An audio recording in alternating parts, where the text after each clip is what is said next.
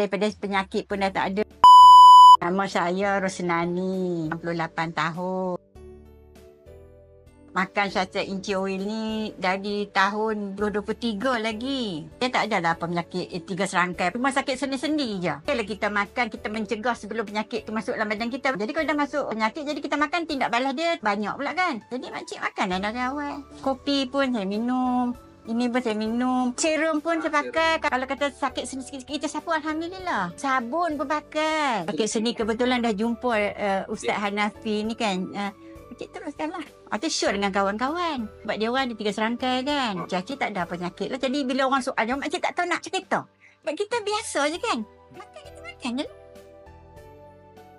Dia lah tidak dia macam kadang-kadang ditarik sana ditarik sini kan. Bila dah sejak makan tu, okey pula. Itu cik teruskan. Sebab saya makan Shasta Inci dan kopi Shasta Inci, serum, sakit-sakit sendi dah hilang, dah berkurang. Tak ada sakit macam dulu. Kalau dulu memang sakit, dia sekali-sekali ditarik sana, bila dia sapu tu Alhamdulillah dia sejuk hilang. Dan banyak pakai je. Teruskanlah kita usaha kan. Terima kasihlah dengan Ustaz Hanafi, produk-produk dia. Pak Makcik sihat. Gembira, seronok.